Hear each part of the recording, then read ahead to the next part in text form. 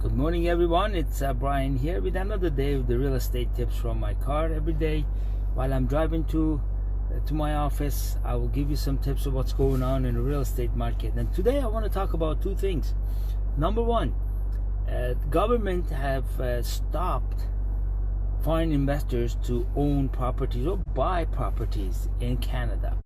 And how would that impact you? Just to give you a little bit of a background on that, that started actually in 2017 when government started applying this speculation tax to foreign investors in Canada, and that started the stop of world money coming into Canada, because Canada banking system is very safe.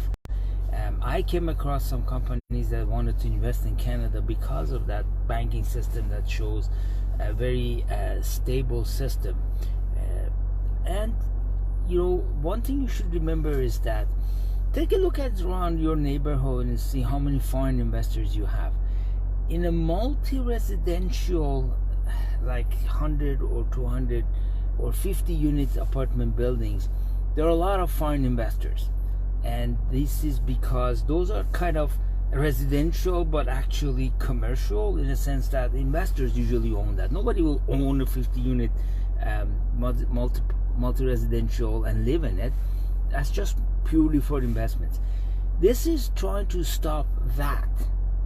A single unit, I believe last time they talked about this, there was only 5% of single dwelling residential that was owned by foreign investors.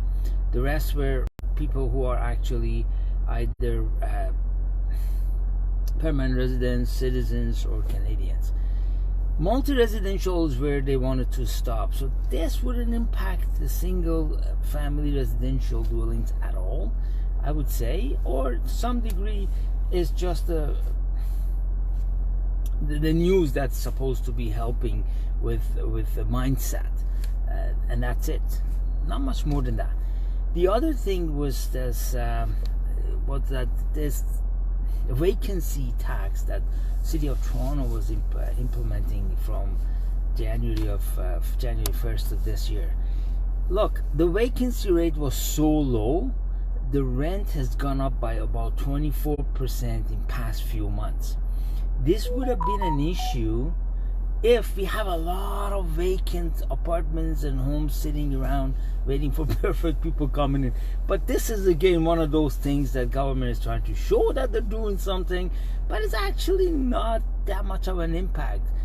If you're renting your place 25% more than a few months ago, why wouldn't you rent it? Everybody wants to rent it. Everybody loves the cash flow. Why would they let it sit and collect dust while you can get so much more rent on it? So these two things are basically, it's just not directly impacting what we think is.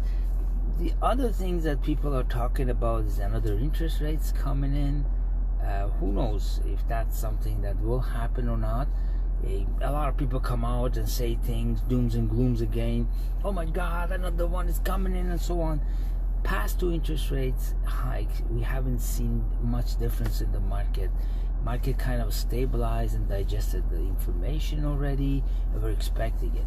Going forward, who knows? I'm just talking about today. As of today, this is what's happening. Until tomorrow, have a fantastic day. If you have any question, anything about real estate, I'll give you a very unbiased opinion on what's going on out there. You can always reach us. If you like the information we are putting out here, you can always subscribe and press the notification. So turn on the notification so when we have another videos coming up, you'll be informed. Until tomorrow, have a fantastic day.